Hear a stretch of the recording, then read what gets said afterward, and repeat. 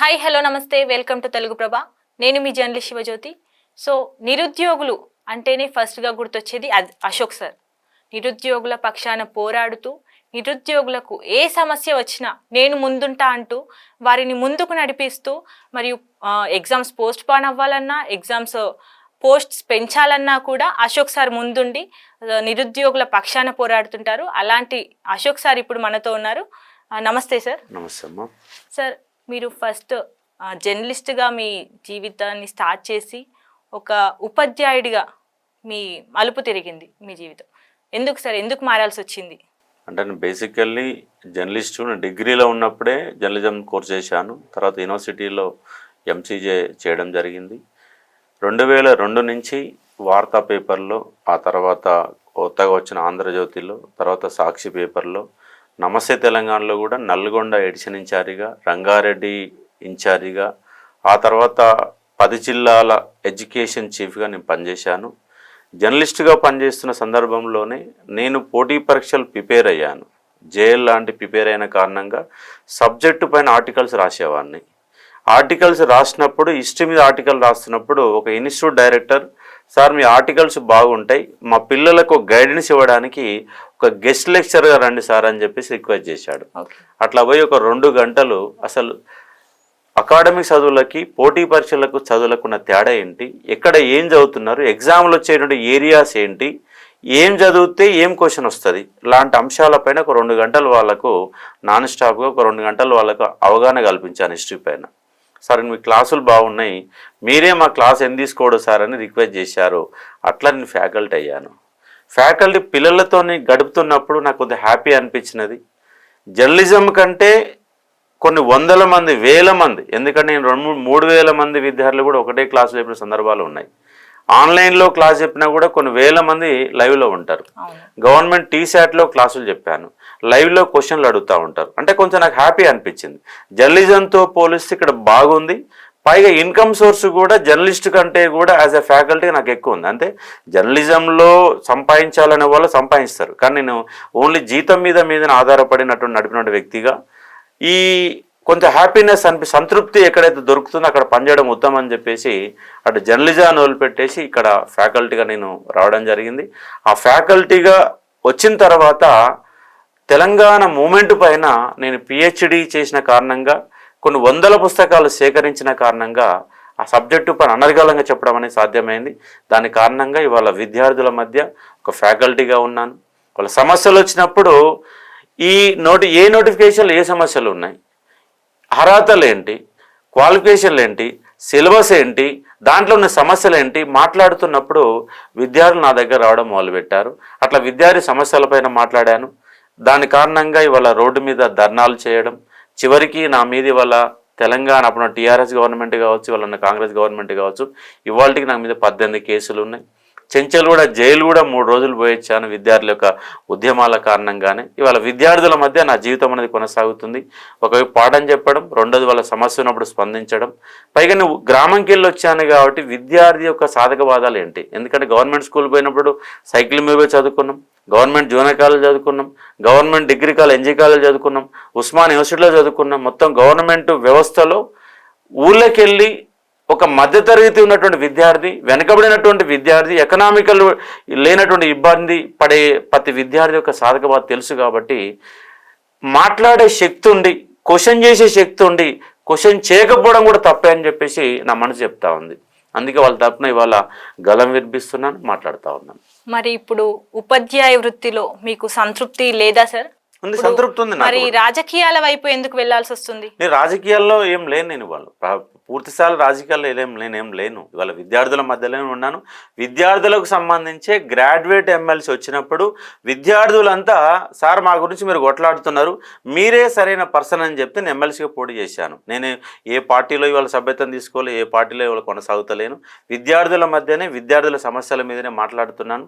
రేపటి సంది సామాజిక సమస్యల మీద కూడా గలమెత్తాలని బలంగా నిర్ణయించుకున్నాను.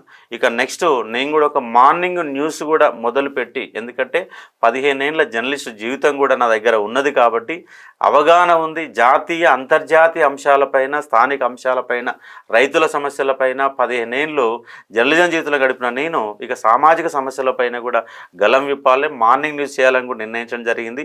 రేపు 2026 జనవరి 1 నుంచి మార్నింగ్ న్యూస్ కూడా మొదలుపెట్టబోతున్నాను. అటు జర్నలిజాన్ని, ఇటు విద్యార్థులని, అన్ని అంశాలపైన మాట్లాడి క్వశ్చన్ చేయాలని నిర్ణయం తీసుకున్నాను. మీరు ఇప్పుడు నిరుద్యోగుల పక్షాన పోరాడుతున్నప్పటికీ కొందరు నిరుద్యోగులే అశోక్ సార్ స్వార్థ రాజకీయాలు చేస్తున్నారు, తన స్వార్థ ప్రయోజనాల కోసమే ఇదంతా చేస్తున్నారు అంటున్నారు. దానిపై మీరేమంటారు? ఎందుకంటే వాళ్ళ కాంగ్రెస్ పార్టీలు ఉన్నారు. వాళ్ళ కాంగ్రెస్ పార్టీ వ్యతిరేకంగా మాట్లాడుతున్నప్పుడు కాంగ్రెస్లో ఉన్న విద్యార్థి నాయకులు ఉంటారు, వాళ్ళు మాట్లాడతారు. టీఆర్ఎస్ వ్యతిరేకంగా మాట్లాడినప్పుడు టీఆర్ఎస్ సంబంధించిన విద్యార్థి నాయకులు మాట్లాడతారు. ఎందుకంటే ఒక వ్యక్తి బలంగా క్వశ్చన్ చేసినప్పుడు ఎదుటి వ్యక్తికి ఏం మాట్లాడో తెలియనప్పుడు ఇలాంటి బురదేశ ఒక ప్రయత్నం చేస్తారు. మరి అలా టీఆర్ఎస్ పార్టీకి వ్యతిరేకంగా కొట్లాడి నిలబడిన టీఆర్ఎస్ పార్టీల మీద కేసులు పెట్టారు, జైలు పంపారు. కాంగ్రెస్ పార్టీకి వాళ్ళ మద్దతు నిలబడిన ఇవాళ కాంగ్రెస్ పార్టీ మోసం చేస్తుంది, ఇవాళ కాంగ్రెస్ పార్టీ వ్యతిరేకంగా గలం ఎత్తుతున్నా. మరి అశోక్ సార్కి కనుక స్వార్థ రాజకీయాలు ఉంటాయి, ఇవాళ కాంగ్రెస్ పార్టీలో ఒక సభ్యత్వం తీసుకొని కాంగ్రెస్ పార్టీలో నేను కనుక ఉంటే నాకు ఏదో కార్పొరేషన్ చైర్మన్ పదవి ఈజీగా ఇచ్చేవాళ్ళు కదా. అలాంటి నేనేం పదవుల కోసం ఏం పాకులాడలేదు కదా. ఇవాళకి అయ్యాల విద్యార్థి తరపున కొట్లాడినా, ఇవాళ విద్యార్థి తరపున కొట్లాడుతున్నా. అశోక్ సార్కి ఎలాంటి స్వార్థ రాజకీయాలు ఏం లేదు, ఏ పార్టీలో కలవలేదు, ఏ పార్టీ కండువేసుకోలేదు. సమస్యలు ఉన్నప్పుడు ప్రతిపక్షాలు కానీ, అధికార పక్షం కానీ, లీడర్లు కానీ, నాయకులను కానీ అందరినీ కలిసి చర్చించుకో ప్రయత్నం చేస్తున్నాను. ఫ్యూచర్లో అశోక్ సార్ రాజకీయాల్లోకి వెళ్ళే ఛాన్సెస్ ఉన్నాయా సార్? అంటే దానికి పరిస్థితులను బట్టి, కాలమాన పరిస్థితులను బట్టి అప్పుడు మారితే మారవచ్చు. ప్రస్తుతానికైతే నా యొక్క లక్ష్యం ఏంటంటే విద్యార్థి సమస్యలు గలమెత్తడం, యాజ్ ఏ ఫ్యాకల్టీ ఒక లెక్చరర్గా విద్యార్థులు పాఠాలు చెప్పడం అనే లక్ష్యంతో నడుస్తున్నాను. ఫ్యూచర్ ఇప్పుడు నేను యాజ్ ఏ జర్నలిస్ట్గా ఉన్నా, జర్నలిజంకి వెళ్ళి ఫ్యాకల్టీ అయినా, ఫ్యాకల్టీకి వెళ్ళి ఉద్యమకారుడికి వచ్చిన, అనుకోకుండా ఎమ్మెల్సీగా పోటీ చేసిన, రేపు ఫ్యూచర్ ఎట్లుంటుందో చెప్పలేం కదా. రేపు మీ అవసరం నాకుందంటే పరిస్థితుల ప్రభావాన్ని బట్టి మనం మారొచ్చునో మారకో తెలియదు. ఫ్యూచర్ గురించి ఇప్పుడే మనం అంచనా వేసుకోలేము కదా. కాబట్టి ప్రస్తుతానికైతే విద్యార్థి సమస్యల మీద మాట్లాడడం, పాఠం చెప్పడం అనే లక్ష్యంగా ఉన్న రేపటి సామాజిక సమస్యల మీద గలమెత్తే ఒక ప్రయత్నం చేస్తాను. సో ఇప్పుడు నిరుద్యోగులు రెండు పక్షాలుగా విడిపోయారు. ఇప్పుడు ఐకమత్యమే మహాబలం అంటారు. అలాంటిది ప్రభుత్వాన్ని ఎలా ఏకం చేయగలుగుతారు? ప్రభుత్వాన్ని ఎలా తీసుకురాగలుగుతారు సార్ మీరు? ఎక్కడైనా సామాజిక అంశాలు తీసుకున్నా సామాజిక ఉద్యమకారులు ఉంటారు. రాజకీయ పార్టీలు తీసుకుంటే 4 రకాల రాజకీయ పార్టీలు ఉంటాయి. విద్యార్థి సంఘాలు తీసుకుంటే ఎస్ఎఫ్ఐ ఉంటుంది, ఏబీవీపీ ఉంటుంది, ఎన్ఎస్ఐ ఉంటుంది, ఎన్నో విద్యార్థి సంఘాలు పనిచేస్తాయి. ఇట్లా కూడా విద్యార్థులు కూడా చాలా పక్షాలుగా పనిచేస్తారు. ఎవరి పక్షం ఎవరు మాట్లాడినా ఫైనల్గా మాట్లాడేది ఏంటి? నిరుద్యోగుల సమస్యల మీద మాట్లాడతారు, నోటిఫికేషన్ కావాలని కొట్లాడతారు. అంటే ఎవరు మాట్లాడినా ఇలా విడిపోవడాలు కలిసిపోవడాలు ఏం లేవు. సబ్జెక్ట్ వచ్చినప్పుడు అందరు కలుస్తారు, వేదిక మీద ఉన్న సబ్జెక్ట్ వచ్చినప్పుడు అందరు కలిసి మాట్లాడతారు. ధర్నా ఉంది, ధర్నా ఉన్నప్పుడు వాళ్ళు ధర్నా పెడితే నేను పోయి మాట్లాడతాను, నేను ధర్నా పెడితే వాళ్ళు వచ్చి మాట్లాడతారు. అట్లా విడిపోవడం ఏముండదు. ఐకమత్యంగా అంటే ఒకే రింగుల్లో ఇప్పుడు ఒక తల్లి పుట్టిన వాళ్ళే వివిధ రకాల అంశాల మీద వేరు వేరు వర్గాలుగా విడిపోయి పనిచేస్తున్నటువంటి సందర్భాలు కనబడతాయి. ఒకే ఇంట్లో పనిచేసిన అన్నదమ్ములే ఒకళ్ళు కాంగ్రెస్ పార్టీలో ఉంటే ఇంకొకళ్ళు టీఆర్ఎస్ పార్టీలో ఉన్నటువంటి సందర్భాలు మనకు కనబడతాయి. విద్యార్థులు చాలామంది, లక్షల మంది ఉన్నప్పుడు ఒకళ్ళే లీడర్లు ఉండాలని ఏం లేదు కదా. కాబట్టి కొన్ని జిల్లాలలో కొంతమంది నాయకులు పనిచేస్తారు, కొన్ని ఇక్కడ విద్యార్థి సంఘాలు పనిచేస్తాయి, కొంతమంది ఆర్టిస్ట్ క్రాస్ రోడ్లో పనిచేస్తారు, కొంతమంది ఉస్మాన్ యూనివర్సిటీలో పనిచేస్తారు, కొంతమంది కాకతీయ యూనివర్సిటీలో పనిచేస్తారు. అట్లా వేరువేరుగా పనిచేసిన మాత్రాన వాళ్ళ ఐకమత్యం లేదు, వాళ్ళు కలిసి లేరు అనేటువంటి భావన అనేది తప్పు. ఎందుకంటే పొలిటికల్ పార్టీలు ఉన్నప్పుడు, సామాజిక సంఘాలు ఉన్నప్పుడు, విద్యార్థి సంఘాలు ఎన్నో ఉన్నప్పుడు విద్యార్థులు కూడా సంఘాలుగా పనిచేస్తారు, వాళ్ళుగా కొట్లాడతారు, అవసరమైన సందర్భాల్లో కలిసి పనిచేస్తారు. ఇప్పుడు తెలంగాణ వచ్చిందే నీళ్లు, నిధులు, నియామకాలు. ఇప్పుడు ఎంతవరకు న్యాయం జరిగింది తెలంగాణ వచ్చిన తర్వాత? అసలు ఈ అంశాన్నే పక్కన పడిపోయినాయి. ఇవాళ 10 years తర్వాత ఇవాళ కృష్ణా గోదావరి జలాలపైన అసెంబ్లీలో ఒక చర్చ పెడుతున్నారు. నీళ్ళకు సంబంధించి కొంత మేరకు ఇవాళ మహబూబ్ నగర్ జిల్లాలో దాదాపుగా ఒకప్పుడు వలసపోయినటువంటి మహబూబ్ నగర్ కార్మికులు వలసపోకుండా వాళ్ళ పని వాళ్ళు చేసుకునే స్థాయి, వాళ్ళ జూరాల నుంచి వాటర్ తీసుకోవడం కానీ, చిన్న ప్రాజెక్టులు పూర్తి చేయడం కానీ, ఒక 7-10 లక్షల ఎకరాలకి ఇలా మహబూబ్ నగర్ జిల్లాలో వాటర్ సోర్స్ వచ్చింది. ఇవాళ 24 గంటల కరెంట్ వచ్చింది. కొంత చెరువులను బాగు చేసుకో, దాని కారణంగా గ్రౌండ్ వాటర్ పెరిగింది. నీళ్ళకు సంబంధించి కొంత మేరకు ప్రయోజనం జరిగింది, కానీ ఉద్యోగాలకు సంబంధించి ప్రయోజనం జరగాల. అంటే ఏ లక్ష్యాల కోసం? నీళ్లు, నిధులు, నియామకాలు. అంటే నీళ్ళ గురించి, నిధుల గురించి ఎవరికి లెక్కలు అర్థం కాల. అర్థమైందల్లా నియామకాల గురించి మాత్రమే అర్థమైంది.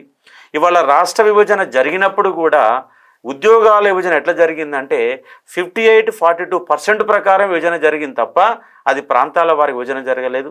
తెలంగాణ రాష్ట్రం వచ్చినాక తెలంగాణలో పనిచేసే ఆంధ్ర ఉద్యోగులు అందరూ వెళ్ళిపోయారంటే వెళ్ళిపోలేదు. ఇవాళ సెక్రటేరియట్లో ఇవాళకి ఆంధ్ర ఎంప్లాయీస్ చాలామంది పనిచేస్తారు.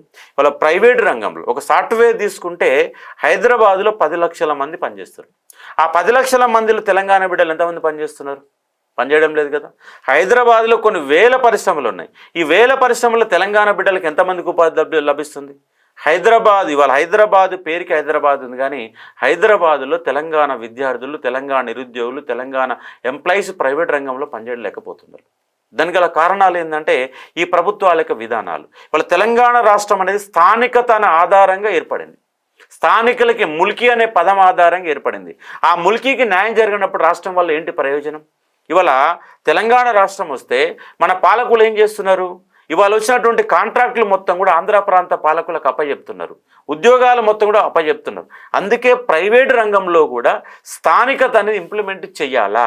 ఎందుకంటే హైదరాబాదులో ఒక పరిశ్రమ కావాల్సిన భూమి తెలంగాణ ప్రజలది, దానికి కావాల్సిన పెట్టుబడి ఇక్కడ బ్యాంకులకు వెళ్ళి తీసుకుంటున్నారు, దానికి కావాల్సిన నీళ్లు ఇక్కడికి వెళ్ళి ప్రాజెక్టులకు వెళ్ళి తీసుకుంటున్నారు, ఇక్కడ వాతావరణం కలుషితం చేస్తున్నారు, ఇక్కడ మార్కెట్ని వాడుకుంటున్నాడు, కానీ ఉద్యోగాలు మాత్రం తెలంగాణ వాళ్ళకి ఇవ్వడం లేదు.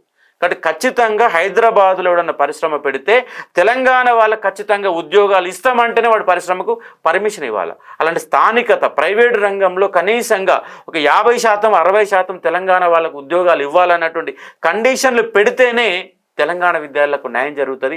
హైదరాబాదులో దాదాపుగా 1 కోటి మందికి ఎంప్లాయ్మెంట్ కల్పించేంత దమ్ముంది, కానీ ఆ 1 కోటి మందిలో తెలంగాణ పిల్లలు చాలా తక్కువ మంది ఉన్నారు. ఇక్కడ దానికోసం ముందు కొట్లాడాలని ప్రయత్నం చేస్తున్నాం. వాళ్ళ అసెంబ్లీ జరుగుతుంది. వాళ్ళ కాంగ్రెస్ పార్టీ, టీఆర్ఎస్ పార్టీ కొంతమేరకే ఉద్యోగ అవకాశాలు ఇచ్చింది, పూర్తి స్థాయిలో ఇవ్వలేకపోయింది. వాళ్ళు కూడా అనుకున్న లక్ష్యాన్ని సాధించలేకపోయారు. అందుకే కాంగ్రెస్ గవర్నమెంట్ ఏమన్నదంటే మేము ఏడాదిలోగా రాగానే 2 లక్షల ఉద్యోగాలు ఇస్తామని మసిబూసి మారడికాయ చేసి, జాబ్ క్యాలెండర్ ఇస్తామని చెప్పేసి, నిరుద్యోగ భృతి ఇస్తామని చెప్పేసి, ఫేజ్ 1లో ఉద్యోగాలు నింపుతాం, ఫేజ్ 2లో ఉద్యోగాలు నింపుతాం, ఏమేమి ఉద్యోగాలు మొత్తం లెక్కలతో సాధించి 2 సంవత్సరాలు అయింది. జాబ్ క్యాలెండర్ ఇచ్చి వాళ్ళకి మేనిఫెస్టో పెట్టి 2 ఏళ్ళైనా 2 ఉద్యోగాలు కూడా ఇవ్వాలి. వాళ్ళు ఇవాళ 60,000 ఉద్యోగాలు ఇచ్చిన లెక్కలు చెప్తున్నారు. మరి ఇచ్చిన నోటిఫికేషన్ ఇది కాదు కదా. పాత గవర్నమెంట్లో వచ్చిన నోటిఫికేషన్కి వాళ్ళు ఎగ్జామ్ పెడితే వాళ్ళు ఫలితాలు ఇస్తే మీరు కేవలం నియామక పత్రాలు మాత్రం ఇచ్చారు. నియామక పత్రాలు ఇచ్చేస్తే మీ ఉద్యోగాలు అయిపోతాయా? మీరు అధికారికంగా మీరు అధికారంలోకి వచ్చినాక మీరు ఇచ్చిన నోటిఫికేషన్లు ఏంటి, మీరు పెట్టిన పరీక్షలు ఏంటి, మీరు పెట్టి ఇచ్చిన ఉద్యోగాలు ఏంటి అని మేము క్వశ్చన్ చేస్తున్నాం.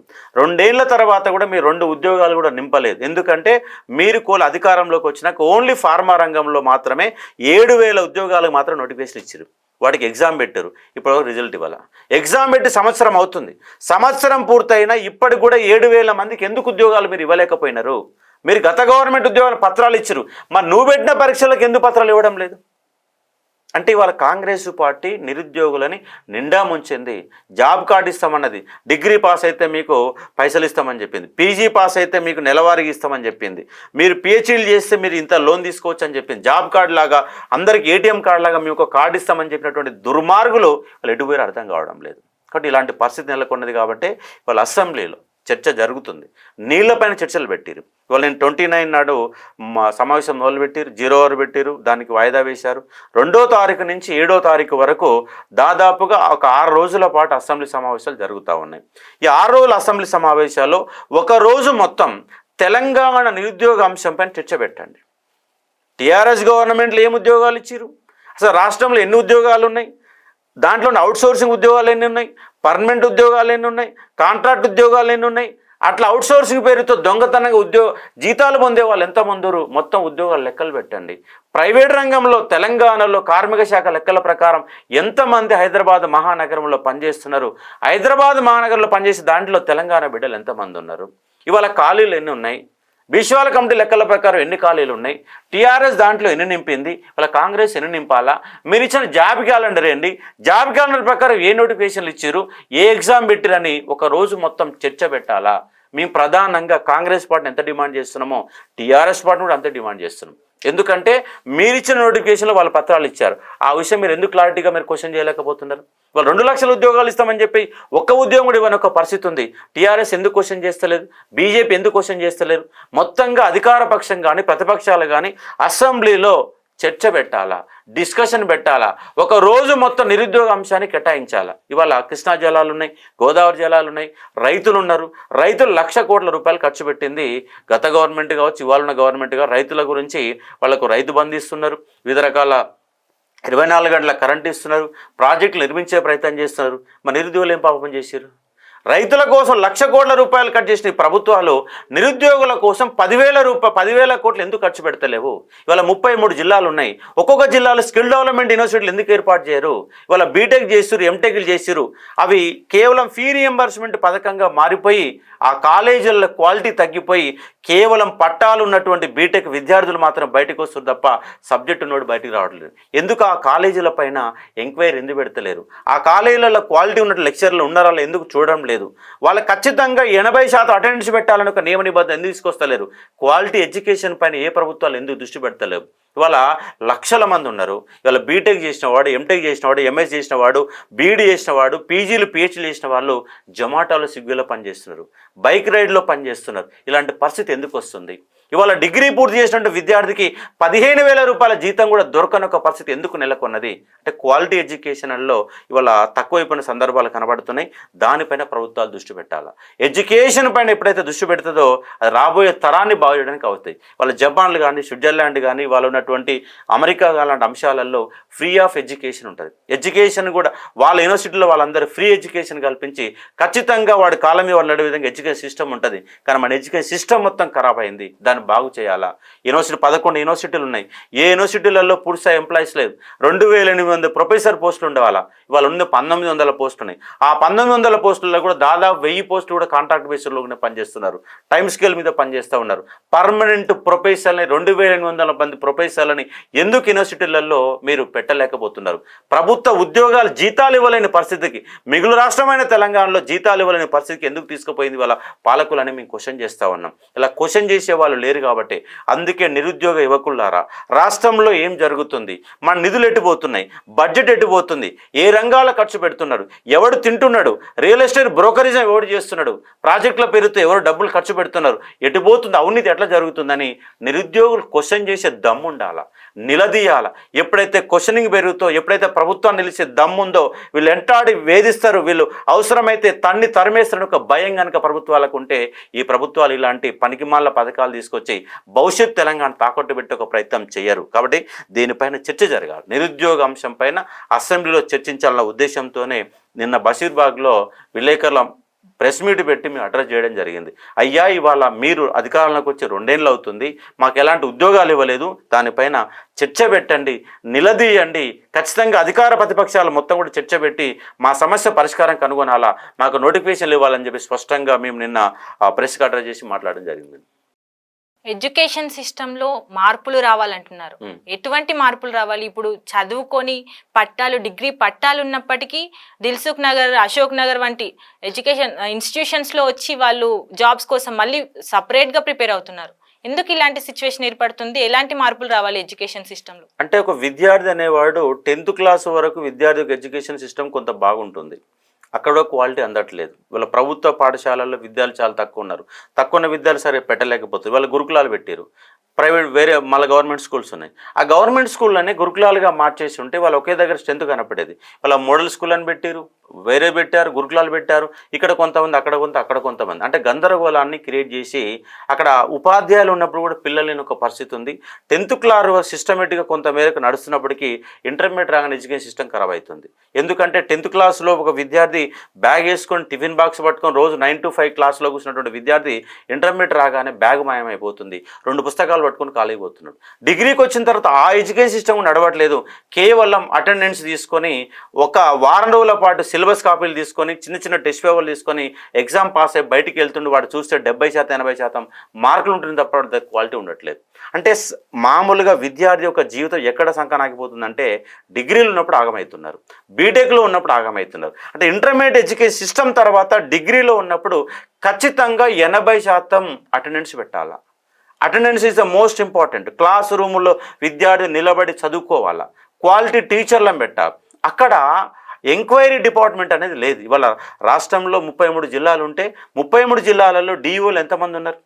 ఒక జిల్లా ఎడ్యుకేషన్ ఆఫీసర్ కూడా నియమించలేని పరిస్థితుల్లో తెలంగాణ గవర్నమెంట్ ఉందంటే ఎడ్యుకేషన్ సిస్టమ్ ఎట్లా బాగుపడుతుంది?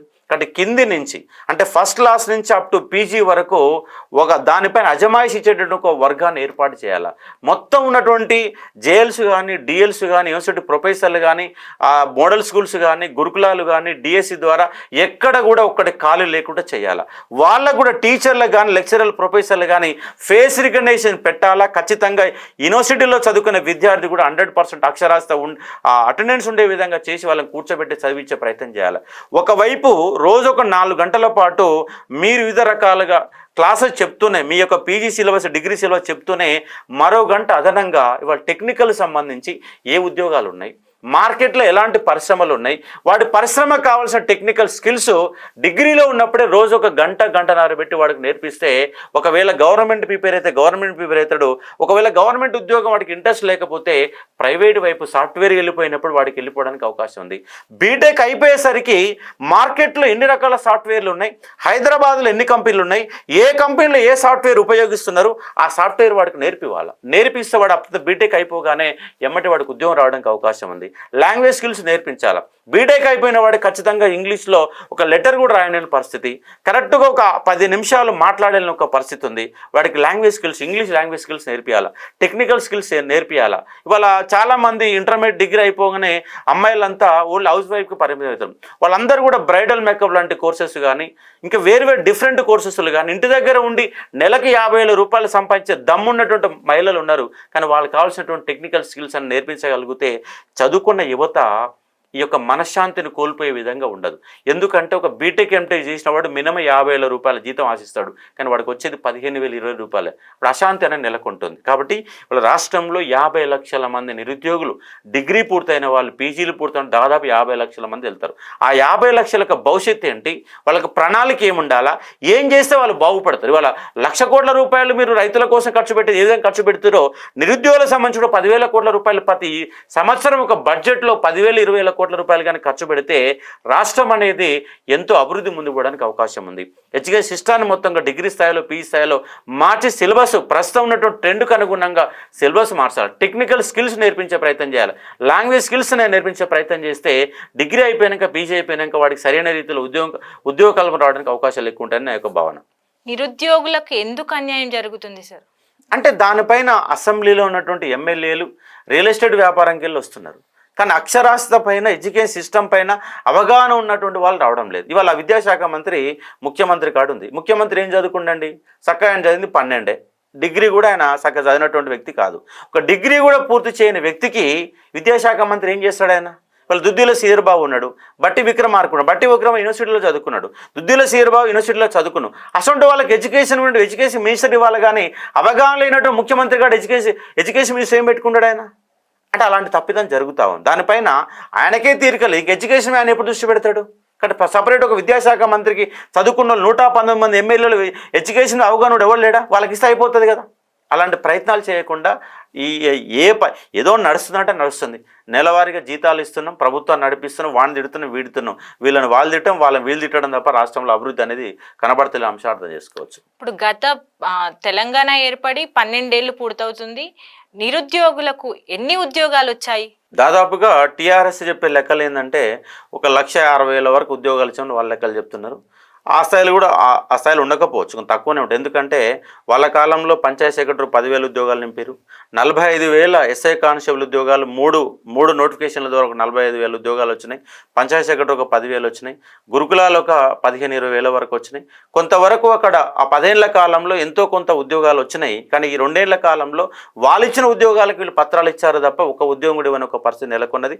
వాళ్ళు మోసం చేశారు, వాళ్ళకంటే వీళ్ళు 200% మోసం చేస్తారు. ఏ ప్రభుత్వాన్ని కూడా నిరుద్యోగ ఎజెండా లేదు కాబట్టి వాళ్ళు ఫుల్ఫిల్ చేయలేకపోతున్నారు. వాళ్ళ పూర్తి స్థాయిలో అవుట్ సోర్సింగ్ మొత్తం తొలగించి కాంట్రాక్ట్ బేస్ మొత్తం తొలగించి కంప్లీట్గా పర్మనెంట్ ఉద్యోగులను ఎంప్లాయీస్ని పెట్టుకుంటే ముందుకు పోవడానికి అవకాశం ఉంటుంది. ఆ జీతాలు ఇవ్వలేక వాళ్ళు అవుట్ సోర్సింగ్ కాంట్రాక్ట్ పేరుతో కాలం వెళ్ళవిస్తున్నారు తప్ప నిజంగా రాష్ట్రాభివృద్ధికి ఉపయోగపడంగా ఎంప్లాయ్మెంట్ కల్పిస్తున్నారంటే కల్పించలేకపోతున్నారు. కాంగ్రెస్ ప్రభుత్వం ఏర్పడడానికి ముఖ్య కారణం నిరుద్యోగులు చాలా వరకు ముందుండి చాలా వరకు అవేర్నెస్ తెప్పించి మరి కాంగ్రెస్ ప్రభుత్వం ఏర్పడితే మేము ఉద్యోగాలు వస్తాయి, మాకు మేము బాగుపడొచ్చు అన్న ఒక ఉత్సాహంతో వారు గెలిపించారు. ఇప్పుడు కాంగ్రెస్ ప్రభుత్వం ఏర్పడిన తర్వాత ఎంతవరకు ఉద్యోగాలు వచ్చాయి, ఎన్ని నోటిఫికేషన్స్ వచ్చాయి, అందుకే వస్తాయా అసలు? అదే మేము చెప్పేది అదే కదా. ఇప్పుడు 2 ఏళ్ళు అవుతుంది, 2 ఉద్యోగాలు ఇవ్వాల. కాంగ్రెస్ టీఆర్ఎస్ పార్టీ మోసం చేసింది. టీఆర్ఎస్ పార్టీ కాలంలో 14 పేపర్లు లీక్ అయినాయి అని చెప్పేసి మేము కొట్లాడి, కాంగ్రెస్ పార్టీ ఏంటంటే విద్యార్థులని వాళ్ళని ఒక విధంగా ఆకర్షించడం కోసం మేనిఫెస్టో పెట్టి 2 లక్షల ఉద్యోగాలు ఇస్తామని చెప్పారు. ఫేజ్ 1లో ఏప్రిల్ ఫేజ్ 1 ఉంటుంది, అలాగే నవంబర్ డిసెంబర్లో ఫేజ్ 2 ఉంటుంది. 1 ఇయర్లోగా 2 లక్షల ఉద్యోగాలు ఇస్తాం, జాబ్ కార్డు ఇస్తాం, నిరుద్యోగ వృత్తి ఇస్తామని చెప్పేసి ఎమార్చారు. నిరుద్యోగులు ఎమార్చి వాళ్ళపై తిప్పుకొని బస్ యాత్రలు చేసి, నేను స్వయంగా కారు వేసుకొని మహబూబ్నగర్ జిల్లా మొత్తం తిరిగి వచ్చిన. 3000 కిలోమీటర్ తిరిగి వచ్చిన. ఆ 3000 కిలోమీటర్ తిరిగి వచ్చి కాంగ్రెస్ పార్టీ వాళ్ళకి గెలిపిస్తే 2 ఉద్యోగాలు కొన్ని ఒక పరిస్థితులలో మీరు నెలకొన్నారు కాబట్టి కాంగ్రెస్ పార్టీ మోసం చేసింది, మోసం చేయడానికి సిద్ధంగా ఉంది. 40,000 ఉద్యోగాలు ఇస్తామని చెప్తున్నారు, ఇప్పుడు నోటిఫికేషన్ ఇస్తామని చెప్తున్నారు. ఆ 40,000 ఉద్యోగాలు ఎప్పుడు ఇస్తారో చెప్పట్లేరు. రేపు జనవరి 1కి ఇస్తారా, లేదు జనవరి 26కి ఇస్తారా, లేదు 2027 ఇస్తారా, 2028 ఇస్తారా, ఎప్పుడు ఇస్తారో చెప్పట్లేదు. ఆ 40,000 ఉద్యోగాలలో డిఎస్ ఇస్తారా, గ్రూప్ 2 ఇస్తారా, ఎస్ఐ కానిస్టేబుల్ ఇస్తారా, అంగన్వాడీ టీచర్లు ఇస్తారా, ఆర్టీసీ ఉద్యోగాలు ఇస్తారా, లేదంటే గురుకుల ఉద్యోగాలు ఇస్తారా, ఏ ఉద్యోగాలు ఇస్తారా లెక్క చెప్తారంటే లెక్కలు చెప్పలేదు.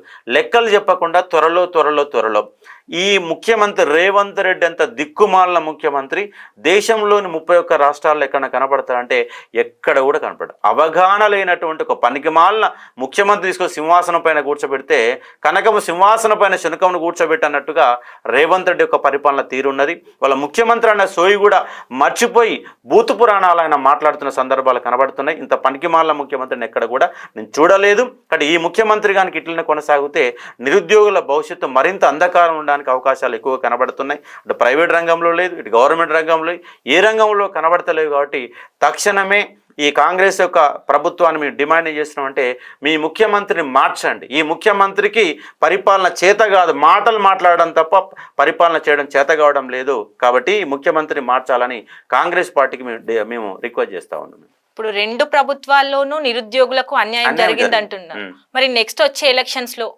అశోక్ సార్ ఏ పార్టీకి సపోర్ట్ చేస్తారు సార్? ఈ పాట ఆ పాట అని ఏం కాదు. నేను నిరుద్యోగుల అంశం మీద ప్రభుత్వాన్ని పొంది కొట్లాడుతున్నాను. నేను ఈ పార్టీ చేయాలని ఆ పార్టీ చేయాలనే కాన్సెప్ట్ కాదు మాకు. అందుకే నిరుద్యోగులలో చైతన్యం పెరగాల. నిరుద్యోగులు అనే వాళ్ళు 1,00,000 మంది రోడ్డు మీకు ఎక్కితే పార్టీలకు లాగులు దడుస్తాయి. అలాంటి పరిస్థితి నిరుద్యోగులలో చైతన్యం వచ్చి ముందుకు కదిలితే మనం న్యాయం చేయడానికి అవకాశాలు ఎక్కువ ఉంటాయి. అందుకే ఓ నిరుద్యోగులారా భయపడకండి. మీరు దమ్ము ధైర్యం ఉన్నటువంటి చదువుకున్నటువంటి వాళ్ళు, అసెంబ్లీలో ఉన్న వాళ్ళు, చదువురాని సగం చదువుకున్న వాళ్ళే, వాళ్ళకంటే మనం మెరుగైన వాళ్ళం, నాలెడ్జ్ ఉన్న వాళ్ళం, సబ్జెక్ట్ ఉన్న వాళ్ళం. ఒక్కసారి ప్రశ్నించడం నేర్చుకోండి, రోడ్డు ఎక్కడం నేర్చుకోండి, ప్రభుత్వాలు నిలదీద్దాం, బరిగీసి కొట్లాడదాం, మన హక్కులను సాధించుకుందామని వాళ్ళకు స్పష్టంగా చెప్పదలుచుకున్నాను. సాధించి తెచ్చుకున్న తెలంగాణలో సామాన్యులకు ఫలితాలు అందుతున్నాయా సార్? లేదు. అంటే ఒక లక్ష్యంతో, బలమైన లక్ష్యంతో, ముల్కీ అనే ఒక పాయింట్తో స్థానికులకే ఉద్యోగ అవకాశాలు, స్థానికులకే లెక్కలనే నేపథ్యంలో రాష్ట్రం తెచ్చుకున్నాం. అయితే ఒక వర్గం మాత్రం న్యాయం జరిగింది. ఏ వర్గం అంటే రైతు అనే వర్గానికి మాత్రం కొంత మేరకు న్యాయం జరిగింది. నిన్న ఫ్రీ బస్ అని పెట్టారు. ఫ్రీ బస్సు వల్ల లాభాల కంటే ఎక్కువ నష్టాలు ఎక్కువ ఉన్నాయి. ఇవాళ వాళ్ళు ₹1 కిలోకి ఇస్తున్నారు. ₹1 పెట్టక ₹5 పెట్టు. ₹5 కిలో బియ్యం కొనుక్కునే వాళ్ళు అవుతున్నాయి కదా. ఆ ₹4 ఎడ్యుకేషన్ వైపు మళ్ళించు. ₹5 కిలో బియ్యం ఇచ్చి ఆ ₹4 ఎక్కువైతే వసూలు చేస్తున్నా అది ఎడ్యుకేషన్ వైపు మళ్ళించు, విద్యా ఉపాధి వైపు మళ్ళించు. అప్పుడు విద్యారంగం కనుక అభివృద్ధి చెందితే, ఇక్కడ ఆ ఉద్యోగ అవకాశాలు కనుక పెరిగితే, తన కాలం మీద తాను నిలబడే ఒక శక్తి కనుక వస్తే ఆటోమేటిక్గా మీరు ఏ ఉచిత పథకాలు ఇవ్వకుండా వాళ్ళ కాలం మీద వాళ్ళు నిలబడి కుటుంబాన్ని చదువుకుంటారు. ఎందుకంటే వాళ్ళ రాష్ట్రంలో ఎన్ని కుటుంబాలు ఉన్నో అన్ని కుటుంబాలలో నిరుద్యోగులు ఉన్నారు. కానీ నిరుద్యోగుల ఎజెండాగా ప్రభుత్వాలు మారాలా. రైతు వర్గానికి మాత్రం న్యాయం జరిగింది. వాళ్ళ టీఆర్ఎస్ గవర్నమెంట్ కావచ్చు, కాంగ్రెస్ గవర్నమెంట్ కావచ్చు. ఎందుకంటే వాళ్ళ రైతు బంధు పేరుతో సంవత్సరానికి ₹10,000, 2 కార్లు కలిపి ఒక ఎకరానికి ₹10,000 ఇస్తున్న సందర్భం. రైతు రుణమాఫీ అంత పూర్తిస్థాయిలో జరగకపోయినా ఎంతో కొంతమందికి అయితే న్యాయం జరిగింది. టీఆర్ఎస్ గవర్నమెంట్లో 24 గంటల కరెంట్ వచ్చింది. అదేవిధంగా ఆలకాలంలో రైతు బంధు ఇచ్చారు, కొన్ని చెరువులను బాగు చేశారు. అంటే రైతు అనేవాడికి తెలంగాణ రాష్ట్రంలో న్యాయం జరిగింది, నిరుద్యోగ అనేవాడికి అన్యాయం జరిగింది. కాబట్టి ఏ రంగాలైతే ఇంకా పూర్తి స్థాయిలో మీరు ఇంప్లిమెంట్ చేయలేకపోయారో ఆ ఇంప్లిమెంట్ చేసే రంగాల వైపు మీరు దృష్టి సారించాలని చెప్పేసి మేము చెప్తా ఉన్నాం. అంటే గతంలో ఆంధ్రప్రదేశ్ రాష్ట్రంలో తెలంగాణ ప్రజలు పడిన ఇబ్బందితో పోలిస్తే తెలంగాణ రాష్ట్రం వచ్చినాక కొంత మెరుగనే పరిస్థితి మనం అర్థం చేసుకోవచ్చు. ఏది అగ్రికల్చర్ సెక్టర్ కావచ్చు, హైదరాబాద్ యొక్క డెవలప్మెంట్ కావచ్చు.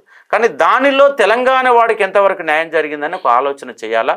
రైతు వర్గాన్ని మాత్రం హ్యాపీ అని చెప్పేసి నేను ఫీల్ అవుతా ఉన్నా. అది కాంగ్రెస్ కావచ్చు, టీఆర్ఎస్ కావచ్చు, వాళ్ళ ఎజెండా అవి పెట్టుకున్నాయి. కాబట్టి ఇప్పుడు నెక్స్ట్ ఏ వర్గాలైతే అభివృద్ధికి దూరంగా ఉన్నారో ఆ వర్గాలను మీరు తీసుకొని న్యాయం చేయాలని స్పష్టంగా చెప్పదలుచుకున్నాను. తెలంగాణ ఉద్యమం మీద పూర్తి అవగాహన ఉన్నారు మీరు కాబట్టి, సో తెలంగాణ రాకముందు, తెలంగాణ వచ్చిన తర్వాత రైతుల ఆత్మహత్యల విషయంలో ఎలా ఉంది సార్? చాలా తగ్గినాయి గతంతో పోల్చి. ఆంధ్రప్రదేశ్ రాష్ట్రంలో మనకు 6 గంటలు 7 గంటల కరెంట్ వచ్చేది.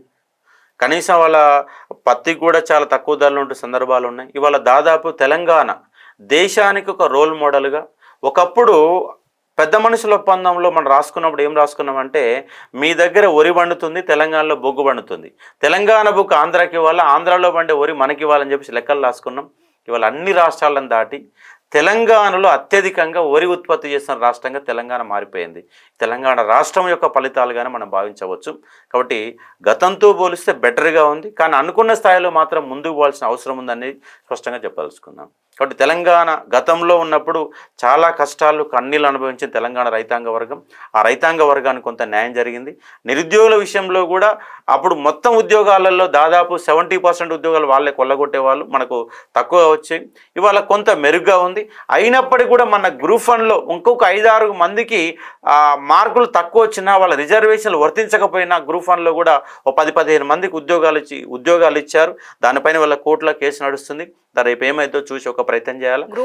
అవకతవకలు జరిగాయి అంటున్నారు, అది నిజమే? 100% జరిగినాయి. ఇవాళ కనీసంగా రేవంత్ రెడ్డి సర్కారే మినిమం 150 నుంచి 200 ఉద్యోగాలు సీఎంఏ అమ్ముకున్నాడు. నేను బరాబర్ అయ్యాలని చెప్పినా ఇవ్వాలని చెప్తున్నా. 200 ఉద్యోగాలు అమ్మేశారు. పేపర్ వాల్యుయేషన్లో గందరగోళాల కారణంగా మరొక 200 మంది పోయారు.